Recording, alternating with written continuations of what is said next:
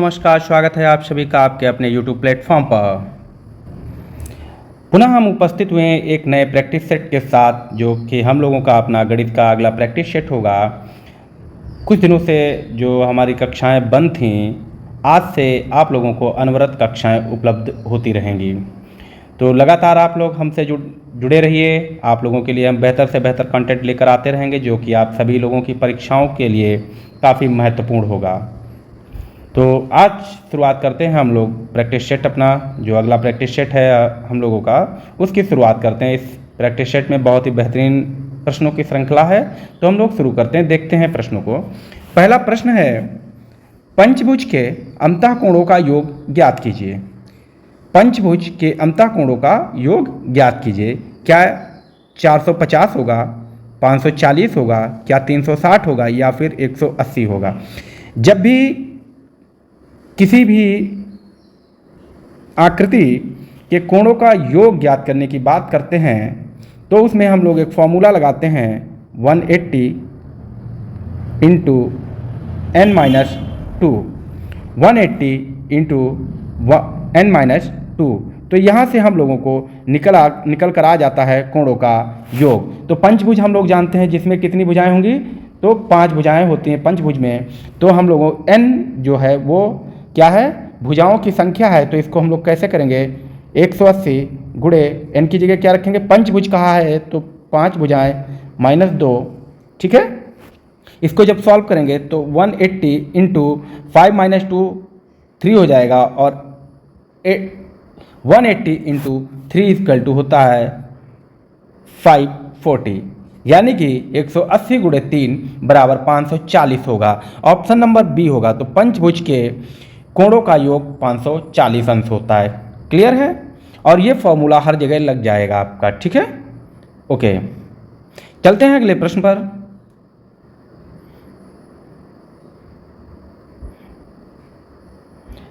आप लोग देख पा रहे हैं कि जो हमारा अगला प्रश्न है, एक वर्ग का क्षेत्रफल जिसकी एक भुजा 8 सेंटीमीटर है, उस आयत के क्षेत्रफल के बराबर है जिसकी लंबाई 16 सेंटीमीटर है।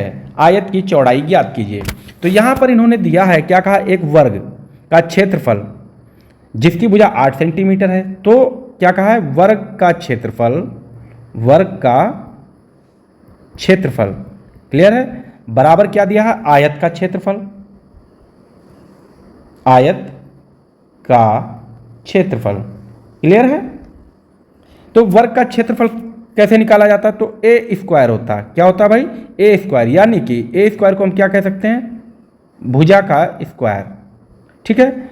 बराबर में क्या है, आयत का क्षेत्रफल क्या होता है, लंबाई l, लंबाई इंटू b, यानी कि लंबाई गुणे चौड़ाई। तो यहाँ पर भुजा, जो वर्ग की भुजा दी है वो कितनी दी है, 8 सेंटीमीटर। तो 8 का हम क्या करेंगे, वर्ग करेंगे, और यही जो है हमारे आयत के क्या होगा, यही हमारे जो है आयत के क्षेत्रफल के बराबर होगा। तो यहाँ पे लंबाई कितनी दी है भाई, लंबाई दी है 16 सेंटीमीटर, और इंटू में b, चौड़ाई निकालनी है हम लोगों को। तो 8 × 8 = 64, 8 का स्क्वायर कितना होगा, 64 होगा, जो कि कितना हो जाएगा, 16 इंटू b। अब क्या करना, b यहीं छोड़ेंगे, क्या करेंगे भाई, b को हम यहीं छोड़ देंगे, ठीक है। तो 64 बटे क्या हो जाएगा, 64 बटे 16 बराबर में b। 16 से 64 को काटोगे तो 4 हो जाएगा। b बराबर क्या निकलेगा, तो चौड़ाई बराबर कितनी निकलेगी, 4 centimetre. Option number A. Clear है। प्रश्न नंबर 3, 16,075 को किसी संख्या से भाग देने पर भागफल 167 तथा शेषफल 43 प्राप्त होता है, तो भाजक होगा। क्या 76 होगा, 86 होगा, 96 होगा, या फिर 56 होगा। तो हम लोग क्या जानते हैं, तो हम लोग इसको कैसे सॉल्व करेंगे, तो हम लोग लिखेंगे भाज्य बराबर भाजक गुणे भागफल प्लस शेषफल, प्लस क्या होगा, शेषफल हो जाएगा। यहाँ से हम लोग सॉल्व कर लेंगे। भाज्य कितना दिया है, तो 16,075 दिया हुआ है। भाजक क्या है, भाजक हम मान लेते हैं कोई संख्या x होगी जिससे हम लोगों ने भाग किया, और भागफल कितना है 167 प्लस में 43। तो यहाँ से हम लोग क्या करेंगे, ये जो 43 है, क्योंकि ये जो 167 है ये किसी चर के गुणन में है, इसलिए इसको हम इसके साथ ही रखेंगे। तो यहाँ क्या होगा, 16,075 माइनस ये 43 कहाँ आएगा, इधर आएगा, तो ये माइनस हो जाएगा और बराबर में होगा x इंटू 167। यहाँ से जब हम 43 घटाएंगे तो कितना आ जाएगा, 16,032 हो जाएगा, बराबर में कितना होगा, x इंटू 167 होगा। अब हमें क्या करना है, 16,032 को ऐसे ही रखना और अपॉन में ये 67 जो है चर के साथ में, इसलिए ये यहाँ आएगा तो अपॉन में हो जाएगा और यहाँ से x की वैल्यू निकल आएगी। अब आप लोग इसको जो है डिवाइड कर दीजिए, और जब हम लोग इसको 16,032 को 167 से डिवाइड करेंगे तो कितनी बार डिवाइड होगा, 96 टाइम, यानी कि x की वैल्यू क्या आ गई, 96, और यही हमारा क्या होगा, आंसर हो जाएगा। क्लियर है, option number C is right. Clear. प्रश्न नंबर 4, पाई क्या है। पाई जो है वो क्या है, क्या परिमेय संख्या है, क्या पूर्णांक संख्या है, क्या अभाज्य संख्या है, या फिर अपरिमेय संख्या है। तो ये आप लोगों को याद करना रहेगा, पाई एक अपरिमेय संख्या है। क्या है, पाई एक अपरिमेय संख्या है। परिमेय संख्याएं क्या होती हैं, जिनको हम P/Q के फॉर्म में लिख सकते हैं, जहाँ पर Q is not equal to 0, जहाँ पर Q 0 के बराबर नहीं होना चाहिए। यानी कि हम इसको जैसे 2/3, 4/5, कोई भी जो संख्याएं इस तरीके से लिखी होती वे सभी परिमेय संख्याएं होती हैं। अभाज्य संख्याएं वे संख्याएं होती हैं जो किसी संख्या से डिवाइड नहीं होती, या तो वो अपने से डिवाइड होती है या फिर एक से डिवाइड होती है। जैसे कि हम लोग लिख लें 11 क्या है, ये एक अभाज्य संख्या, ये या तो 11 से भाग होगी या फिर 1 से भाग होगी। ठीक है, क्लियर है।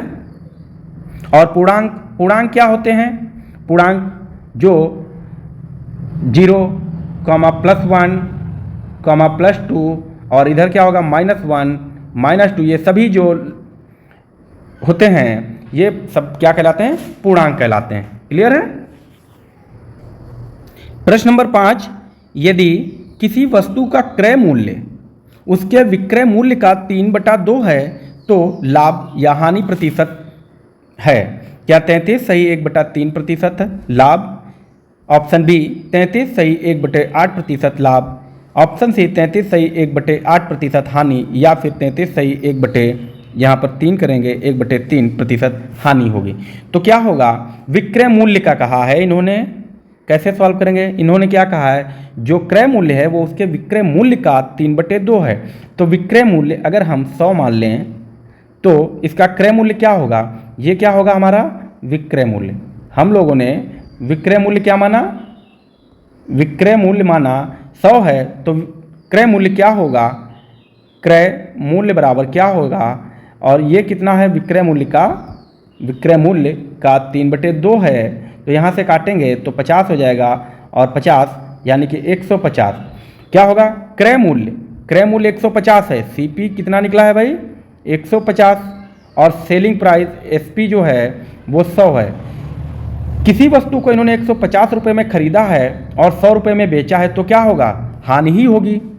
ठीक है ना, हानि होगी। तो इसको कैसे सॉल्व करेंगे, हानि प्रतिशत हमें निकालना है। क्लियर है। तो हानि प्रतिशत यानी कि हम इसको लिख सकते हैं लॉस %। निकालने के लिए क्या होगा, लॉस, यही तो होगा, लॉस इंटू 100 अपॉन में क्या होगा, CP कॉस्ट प्राइस होगा। तो लॉस % निकालने के लिए कितना घाटा है भाई, 150 में क्या किया, खरीदी है, 100 में बेच दी है, तो कितने का घाटा हुआ, 50 रुपये का।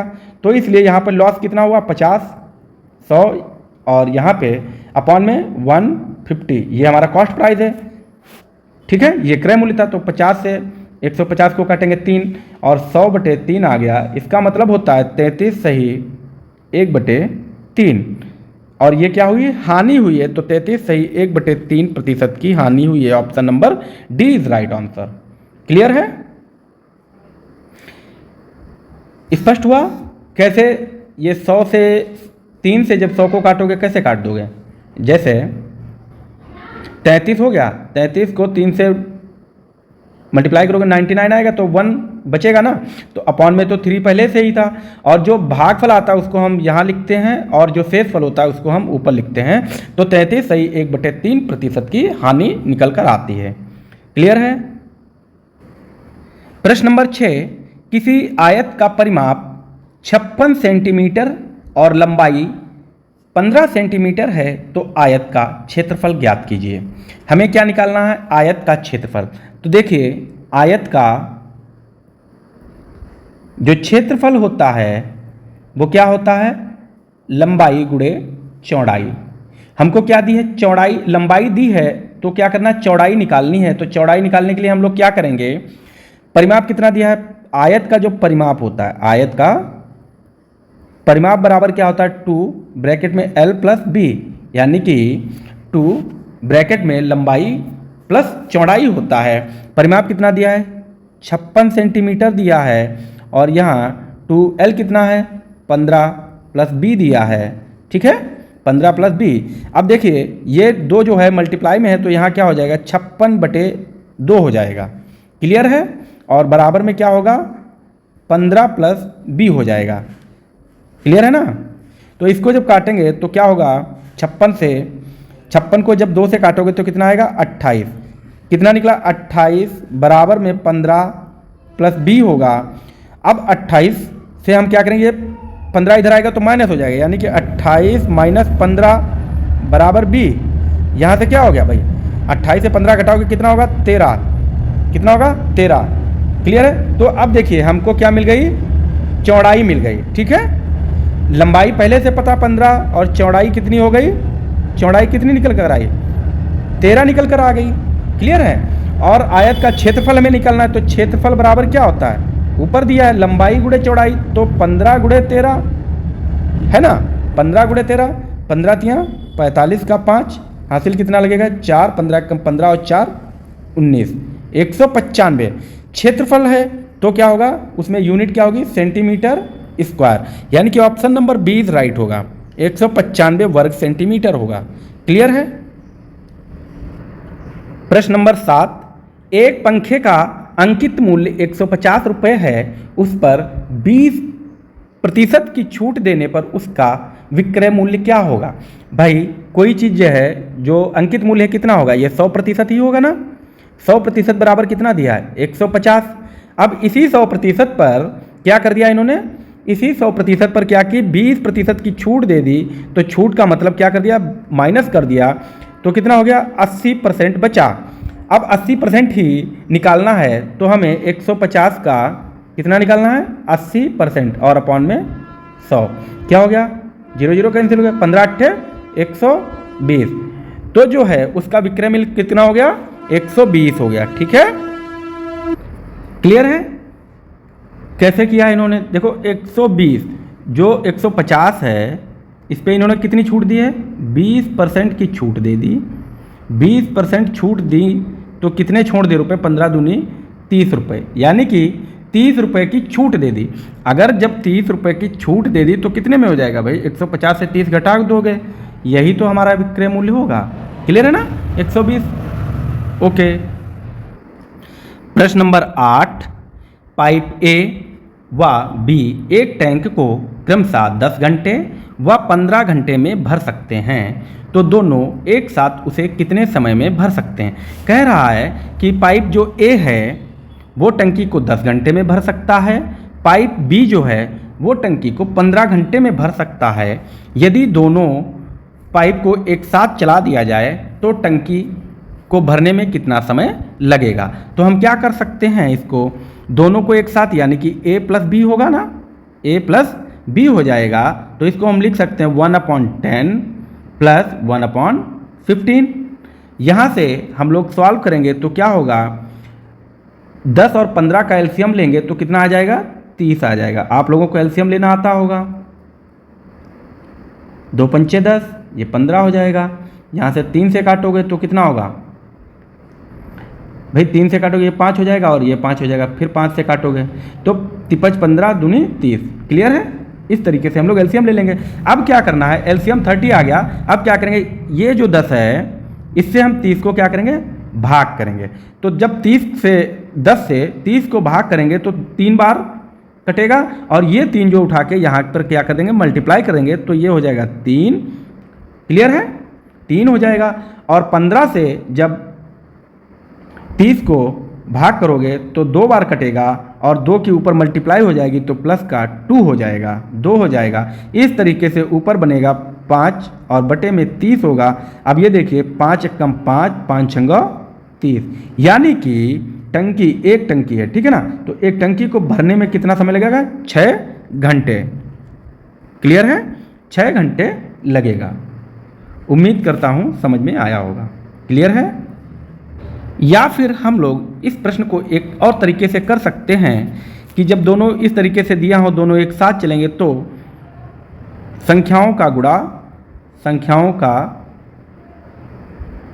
गुणा बटे में संख्याओं का योग, क्या होगा, योग कर दोगे तो संख्याओं का गुणा क्या होगा, 10 गुणे 15 बटे में 10 प्लस 15, यहाँ से होगा ये 150 बटे 25 हो जाएगा। तो हम लोग ये भी जानते हैं 25 छंगा 150, यानी कि 25 से जब 150 को डिवाइड करोगे तब भी 6 आ जाएगा। क्लियर है। ओके। प्रश्न नंबर 9, 8% वार्षिक ब्याज की दर से कौन सा धन 4 वर्ष में 6600 रुपये हो जाएगा। क्लियर है, कौन सा धन 4 वर्ष में 6600 रुपये हो जाएगा। तो हम मान लेते हैं जो धन होगा वो क्या होगा, x होगा। क्लियर है, x होगा। तो हम कैसे करेंगे इसको, हम एक फॉर्मूला जानते हैं SI, यानी कि साधारण ब्याज बराबर क्या होता है, मूलधन को हम लोग कहते हैं प्रिंसिपल, जिसको P से लिखते हैं, P इंटू R, R का मतलब होता है दर यानी कि रेट जो 8% दिया है, और T मतलब समय होता है, और अपॉन में 100 होता है। तो हम लोगों ने क्या माना है, मूलधन जो है प्रिंसिपल माना है x। ठीक है, यदि हम, और ये क्या है, ये मिश्रधन है, मिश्रधन से जब हम मूलधन निकालेंगे तो क्या बचेगा हमारे पास, साधारण ब्याज। तो हम इसको लिख सकते हैं 6600 माइनस का x बराबर में x इंटू 8 इंटू 4 अपॉन में 100 लिख सकते हैं। क्लियर है यहाँ तक। ओके। अब देखिए क्या करना है, ये जो अपॉन में 100 है इसकी मल्टीप्लाई करेंगे हम लोग, क्रॉस मल्टीप्लाई करेंगे तो ये हो जाएगा, ठीक है, 6600 में 2 जीरो और बढ़ जाएंगे, और जब 100 से इसकी मल्टीप्लाई होगी तो ये 100x हो जाएगा। क्लियर है, बराबर में क्या होगा, क्या हो जाएगा, 8 चक्कू 32, यानी कि ये हो जाएगा 32 और x। यहाँ तक क्लियर है। ओके। अब क्या करना है, ये 100 जो है उठा के इधर लाएंगे तो क्या हो जाएगा, इसको ये लिख सकते हैं हम लोग, ठीक है, 6,60,000 लिख सकते हैं, और ये 100 इधर आएगा तो हम लोग क्या कर सकते हैं, 100x प्लस 32x, यानी कि 100 प्लस 32x हो जाएगा। यहाँ से क्या होगा, 6,60,000 बराबर में 132x हो जाएगा। क्लियर है। अब क्या करना है, देखो x जो है चर है, हमें इधर ही छोड़ लेना है, तो यहाँ से क्या करेंगे, 66 और 00 लिखेंगे, यानी कि 6,60,000 बराबर में x रहेगा, और ये जो 132 है ये इसके अपॉन में आ जाएगा, ठीक है, अपॉन में आ जाएगा। अब अगर हम इसको डिवाइड करना चाहें, क्लियर है, तो कैसे डिवाइड करेंगे, इसको हम काटें अगर 11 से तो 11 छंगा कितना होगा, 66 हो जाएगा, और 4 जीरो ऑटोमेटिक बढ़ जाएंगे। क्लियर है। जब 132 को 11 से काटेंगे तो 12 बार कटेगा। अब अगर हम देखें तो 12 से 60 कटेगा, 12 पंचे 60, और कितने जीरो बचे, 3 जीरो, 1 2 3, तो हमें क्या निकल कर आता है, x बराबर 5000 निकल कर आता है। तो जो हमारा ऑप्शन है वो बी ऑप्शन है, यानी कि 5000 का जो मूलधन होगा वो 8% वार्षिक ब्याज की दर से 4 वर्ष में 6600 रुपये हो जाएगा। क्लियर है यहाँ तक, क्लियर है। ओके, स्पष्टीकरण देख लेते हैं अगर, तो किस तरीके से होगा भाई, तो हम लोग इसको स्पष्ट भी कर लेते हैं। देखो मिश्रधन क्या होता है? तो देखिए मिश्रधन क्या होता है, यही तो मिश्रधन दिया है। मिश्रधन क्या होता है? ये मूलधन प्लस ब्याज होता है। क्लियर है? तो यहाँ से अगर हम लोग साधारण ब्याज निकाल लें तो क्या होता है? एस आई बराबर, अभी आप लोगों ने पीछे देखा है, प्रिंसिपल मूलधन इंटू आर इंटू टी, ठीक है, अपॉन में 100 होता है। तो हम लोग कैसे निकालेंगे? प्रिंसिपल कितना है हम लोगों ने अभी निकाला, 5000 गुणे 4 गुणे 8 बटे में 100 करेंगे तो यहाँ से 2 जीरो कट जाएंगे। ये कितना हो जाएगा? 5 अट्ठे 40, ठीक है, क्लियर है? 5 अट्ठे 40, तो ये हो गया, और 400, और 400 गुणे 4 बराबर कितना हो गया? 1600। तो ब्याज हमें मिल गया 1600, और इसी मूलधन में, जब मिश्रधन क्या होता है? मूलधन प्लस ब्याज, इसमें हम लोग 1600 जोड़ देंगे, ठीक है ना? 1600 जब जोड़ देंगे तो 6600 आ जाएगा, यही तो दिया था। क्लियर है? ये स्पष्ट भी हो गया। चलिए चलते हैं हम लोग आज के अंतिम प्रश्न पर। प्रश्न नंबर 10, जो कि आज का अपना अंतिम प्रश्न है और बहुत ही बेहतरीन प्रश्न है। देखिए, एक नदी की धारा की गति 3 किलोमीटर प्रति घंटा और स्थिर पानी में एक व्यक्ति के तैरने की गति 8 किलोमीटर प्रति घंटा है। नदी के बहने की दिशा में 44 किलोमीटर की दूरी तय करने में कितना समय लगेगा? क्या 10.8 घंटा लगेगा, क्या 4 घंटा लगेगा, 6 घंटा, या फिर 5.5 घंटा लगेगा? तो हम लोग देखते हैं इन्होंने क्या कहा है। नदी की चाल, जो नदी की धारा की चाल है, धारा की चाल कितनी है? 3 किलोमीटर प्रति घंटा, और व्यक्ति शांत जल है ना, व्यक्ति की चाल कितनी है? तैरने की चाल कितनी है भाई? 8 किलोमीटर प्रति घंटा है। अब देखिए, कोई नदी इस तरीके से इधर बह रही है, ठीक है, इस तरीके से ऐसे बह रही है, तो कोई व्यक्ति अगर 8 किलोमीटर प्रति घंटा की चाल से, ठीक है, तैर रहा है किसमें? शांत जल में, तो नदी की धारा कितनी है? 3 किलोमीटर। तो ये 3 किलोमीटर प्रति घंटे का जोर इस पर लगाएगा ना, तो हम क्या करेंगे? नदी की धारा की दिशा में जब बहेगा कोई व्यक्ति, तो उसमें उसकी व्यक्ति की चाल प्लस नदी की चाल ऐड हो जाएगी, तो कुल कितनी हो जाएगी? 11 किलोमीटर प्रति घंटा चाल हो जाएगी, ठीक है। अब हम लोग जानते हैं समय बराबर क्या होता है। समय निकालने के लिए क्या करना होता है? समय बराबर क्या होता है? दूरी बटे में चाल होता है, यही तो होता ना। तो समय निकालेंगे तो दूरी कितनी है? 44 किलोमीटर, और चाल कितनी है? 11 किलोमीटर प्रति घंटा बन गई है, तो 11 चकू 44, ठीक है। तो 4 घंटा उसको समय लगेगा दूरी को तय करने में। क्लियर है? तो आज के अपने जो महत्वपूर्ण 10 प्रश्न थे वो कंप्लीट हो गए हैं। उम्मीद करता हूँ आप सभी लोगों को सेशन अच्छा लगा होगा और काफ़ी हद तक समझ में आ रहा होगा, और आप लोगों को इन प्रश्नों से फ़ायदा भी मिल रहा होगा। तो लगातार हमसे जुड़े रहिए, आप लोगों को वास्तव में कुछ ना कुछ तो फ़ायदा मिलता रहेगा। वीडियो अच्छा लगा है तो उसके लिए आप लोग लाइक कर सकते हैं, कमेंट करें और अपने दोस्तों तक शेयर करें। जिन्होंने अभी तक चैनल को सब्सक्राइब नहीं किया है तो आप लोग चैनल सब्सक्राइब कर लीजिए। आने वाले समय में आप लोगों को बहुत कुछ मिलता रहेगा। बहुत बहुत धन्यवाद, मिलते हैं अगले वीडियो के साथ, तब तक के लिए बाय बाय।